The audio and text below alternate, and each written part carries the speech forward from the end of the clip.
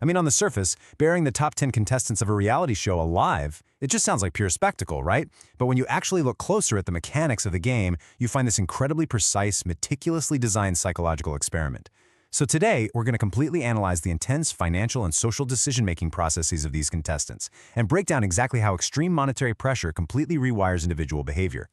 You know, this really gets to the core of what we are analyzing today, how extreme monetary pressure completely shatters our social contracts. We all kind of like to think of morality as this fixed trait, something unwavering, but behavioral economics, it tells us a completely different story. When you take a human being, place them in a state of intense physical discomfort, isolate them, and then introduce a life-changing financial incentive, well, cooperation almost instantly devolves into a ruthless game of self-preservation. And the production crew behind the scenes watching this psychological pressure cooker unfold, yeah, they knew exactly what was happening. As one producer put it, and this is a direct quote, they sit on the money and they change. The producers aren't just out there filming a physical challenge. They are monitoring a real-time shift in character. So let's explore exactly how they engineered this environment to basically guarantee that those changes would happen. Okay, Section 1, the pressure cooker, the psychological setup. Listen, you can't just hand someone $1 million and expect a total psychological breakdown. You've got to soften their defenses first. The timeline of this challenge wasn't just some logistical nightmare for the crew, it was an escalating, intense, emotional endurance test. The contestants didn't just get put in the ground. A massive thunderstorm threatened to flood the area, causing huge production delays. So they were left in the dark, breathing filtered air, literally sleeping in their graves at 3 a.m. while the crew raced against the rising sun. That kind of physical exhaustion strips away the brain's executive functioning, and guess what? That is exactly the part of the brain responsible for logical, cooperative decision-making. But get this, before a single shovel of dirt was even tossed, the producers deliberately destabilized their baseline. How? By contrasting the intense claustrophobia of a coffin with these highly emotional family visits. It was setting a trap of emotional priming. They brought in Nick's mom and sister, other contestants' kids, their husbands, just a massive wave of emotional warmth right before sending them into a dark box. As you'll see in a minute, this wasn't just some feel-good television moment. It was a highly calculated trigger designed specifically to influence the financial decisions they were about to make. Moving on to Section 2, the prisoner's dilemma and the $1 million catch. So, after hours of isolation, the game is finally revealed. One unburied captain, Nick, is going to dig up the other 9 contestants one by one. But here is the catch with the cash, $100,000. That number represents the mathematical fair share if all 10 players decide to cooperate perfectly. There is exactly $1 million sitting on a table. If everyone just takes their $100,000, everyone walks away rich, nobody gets hurt, and the social bonds remain totally intact. In a completely rational world, it's a no-brainer. It's the obvious play. But this setup brilliantly pits the social good against individual greed. It forces the players to choose between the team's well-being and life-changing personal wealth. See, the rules actually allow a single player to take up to $250,000. It is a classic prisoner's dilemma, just blown up to a massive scale. If you cooperate, you risk being left with literally nothing if the people behind you get greedy. But if you act selfishly, well, you guarantee your own wealth, but you rob your friends and completely destroy your reputation. Which brings us to Section 3, breaking the social contract, or breaking the bonds.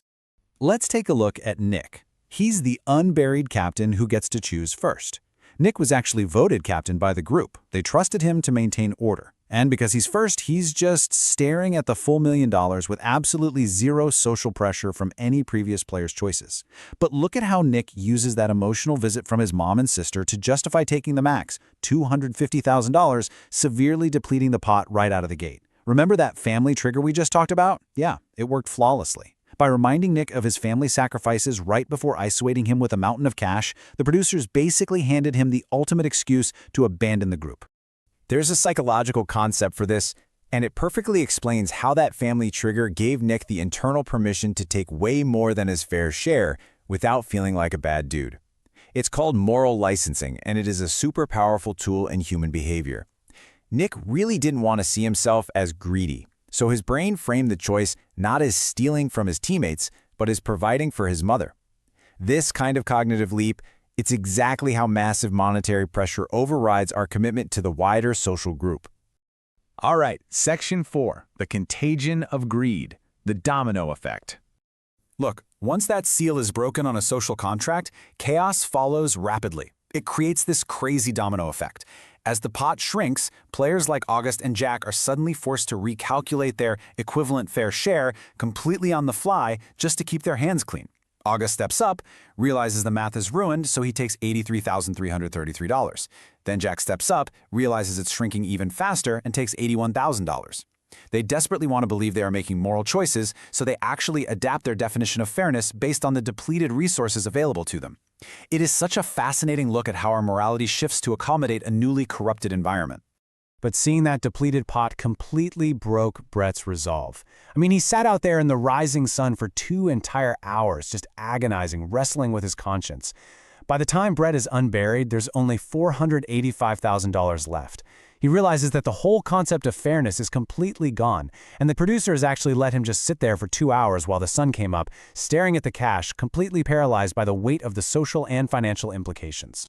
Well, ultimately, the contagion of greed took hold. Brett also took $250,000. It just proves that once the social contract is broken by one person, it is so much easier for everyone else to follow. Brett even admitted he felt dirty about it, but the sheer gravity of that money overrode his conscience. When you see others breaking the rules and profiting, the internal pressure to protect yourself becomes almost insurmountable. Let's hit our final section, Section 5, The Ultimate Deception, Monica's Masterclass. Okay, so while the guys were busy tearing up the shared pot, Monica was about to pull off what the crew quite literally called the biggest brain play in the game's history. She executed this brilliant, multi-layered deception. The producers offered her a secret side deal, $500,000 just to give up an in-game coin. She takes it, no hesitation. Then, she walks out to the main game, sees the tiny amount of cash left by the greedy boys, and loudly declares she is taking zero. And then, she goes out to the group and cries about how selfish they were. Why would she do that? Social credit. By appearing entirely selfless, while the guys took heavy cash, Monica generated basically infinite social credit for the remainder of the competition.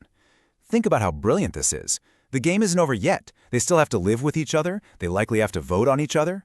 Monica realized that in a social strategy game, perception is reality.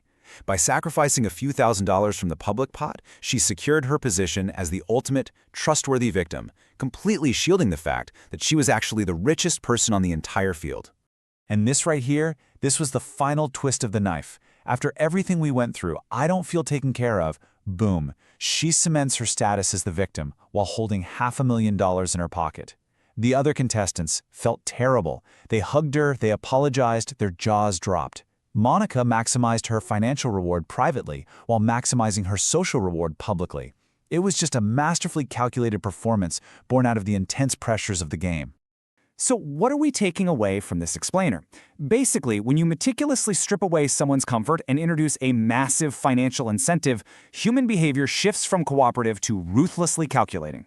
Whether it's Nick using his family to morally license his greed, Brett succumbing to the contagion of the shrinking pot after 2 agonizing hours, or Monica flawlessly manipulating the entire social credit system, the underlying truth is clear. Massive monetary pressure fundamentally alters how we treat each other. So I want to leave you with this. Think about it the next time you assume you'd always do the right thing under pressure. It's incredibly easy to judge from the comfort of our homes, right? But as we've seen today, when you are exhausted, when you're isolated, and a mountain of cash is dropped in front of you, the person you think you are might just stay